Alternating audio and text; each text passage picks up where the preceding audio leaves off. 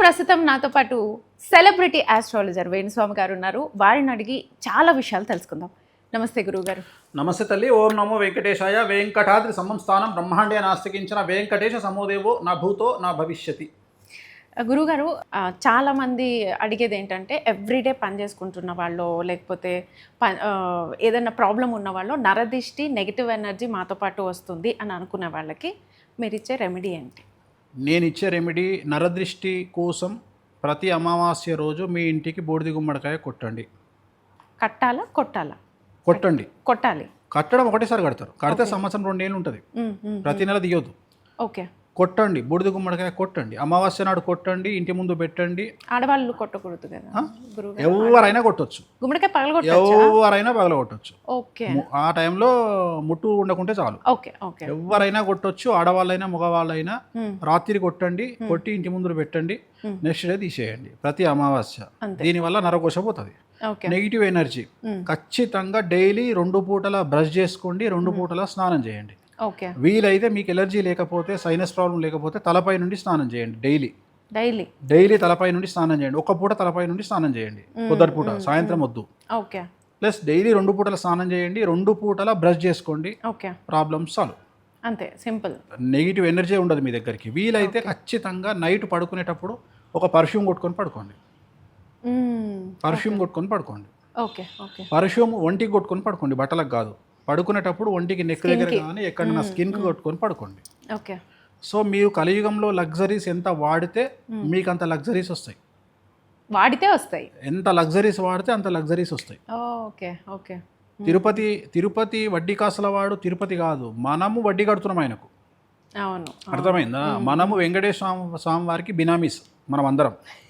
వాళ్ళ స్థాయిని బట్టి ఒకనికి 100 కోట్లు ఉంటాయి, ఒకనికి 1000 కోట్లు ఉంటాయి, ఒకనికి ₹1,00,000 ఉంటాయి, ఒకనికి 50,000 ఉంటాయి. ఆయన ఎవరెవరికి ఎంత ఇవ్వాలి అనేది ఆయన డిసైడ్ చేసిండు. కాబట్టి కలియుగ ప్రోటోకాల్ దైవం వెంకటేశ్వర స్వామి ఇవాళ నరేంద్ర మోడీని ఎక్కడ పెట్టాలని ఆయనే డిసైడ్ చేసిండు, రేవంత్ రెడ్డి ఎక్కడ పెట్టాలని ఆయనే డిసైడ్ చేసిండు, ఒక 1000 కోట్లు ఉన్న అధిపతిని ఆయనే డిసైడ్ చేసిండు. మనం అందరం కూడా వెంకటేశ్వర స్వామి వారి నగలకు డబ్బులకు మనము బినామీలము. సో మనం ఆయన లైఫ్ని ఎంజాయ్ చేస్తున్నాం, ఆయన మనకి ఇచ్చిన లైఫ్ని ఎంజాయ్ చేస్తున్నాం. ఇండ్ల నుండి మనం తీసుకుపోయి ఆయనకు మనము వడ్డీ కడుతున్నాం. మనం దర్శనం రూపంలో వెళ్ళి కట్టేదంతా వడ్డీ ఆయనకు. మనం ఫ్లైట్లో వెళ్ళేవాడు ఒకడు, ట్రైన్లో వెళ్ళేవాడు ఒకడు, నడుచుకుంటూ వెళ్ళేవాడు ఒకడు.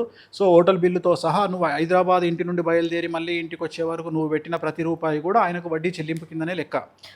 బయలుదేరినప్పటి నుంచి వచ్చినంత. అంతేగాని నువ్వు దేవుని గల్లాలేయాలని రూల్ ఏం లేదు. అసలు వెంకటేశ్వర స్వామి వారికి గల్లాలేయమని, హుండీలేయమని ఎవరు చెప్పలే. నేనైతే హుండీలు వేయొద్దనే చెప్తా.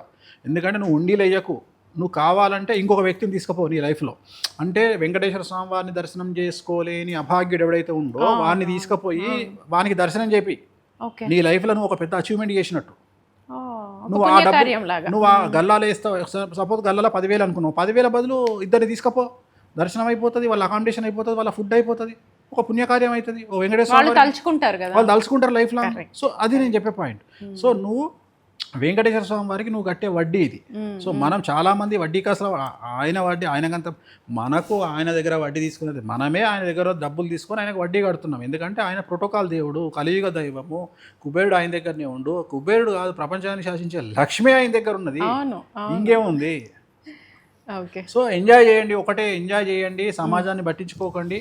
సమాజములో ప్రతి ఇంట్లో సమస్యలు ఉన్నాయి. విమర్శించే ప్రతి వాడు దొంగనా కొడుకే. కాబట్టి ఈ నిజంగా చెప్పాలి అంటే దేవుణ్ణి నమ్మొద్దు అని ఎవడో చెప్తాడమ్మా.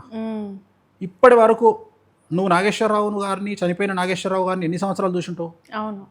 ఒక్కనాడు ఆయన బయటకు వచ్చి దేవుణ్ణి నమ్మొద్దు అన్నాడా?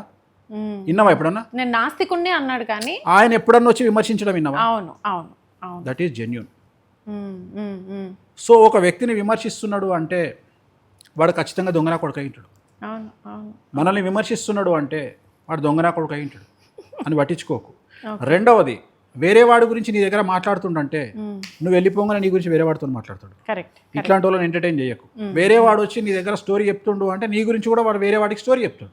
కాబట్టి ఎట్టి పరిస్థితులలో అట్లాంటివి ఎంటర్టైన్ చేయకు. కలియుగంలో అప్పులు ఇయ్యకు. సలహా కావాలన్నా అప్పు ఇవ్వాలన్నా అని వాడిని అడిగిండు అనుకో, నిన్ను అప్పు ఇయ్యకు, సలహా ఇయ్యి. ఎందుకంటే నువ్వు మనకు అప్పిచ్చావు అనుకో, వేరే వాళ్ళ దగ్గర సలహా తీసుకోవాలి, అప్పెట్లా రాబట్టుకోవాలి. అప్పిచ్చడం అంటే బిస్కెటే. సమాజంలో అప్పిచ్చడం అంటే సర్వనాశనమే. ఇంకా అప్పుతో నీ క్యారెక్టర్ అసాసినేషన్ మనం ఇంతకు కూడా మాట్లాడుకున్నాం. అవును, అమ్మాయి అప్పిస్తేనేమో అమ్మాయి క్యారెక్టర్ అసాసినేషన్ చేస్తారు, ఇది అన్ని లంగ పనులు చేసి సంపాదించింది అని. మొగోడు సంపాదిస్తేనేమో డబ్బు లేకపోతే లేదంటాడు, మొగోడు సంపాదిస్తే లంగ పనులు చేసి సంపాదించిండు అని అంటాడు. ఎవడు మన దగ్గర అప్పు తీసుకున్నాడు. మాటలు వెంటనే మారిపోతాయి. అందుకని వీటన్నిటికీ దూరంగా ఉండండి. ఈ మంచి పనులు ఇవన్నీ వద్దు, ఈ మంచి మూట కట్టుకోవడం వద్దు, ఈ కర్మలు వద్దు, ఇవేం వద్దు. హ్యాపీగా నీ జీవితం నువ్వు భార్య పిల్లలతో ఎంజాయ్ చేసినావా, 4 కార్లు కొనుక్కున్నావా, ఇల్లు కొనుక్కున్నావా, 4 దేశాలు తిరిగినావా. ఈ పరిస్థితులు చూస్తుంటే ఎప్పుడు ఇంటర్నెట్ పోతుందో ఎప్పుడు చేస్తామో అర్థమైతలేదు.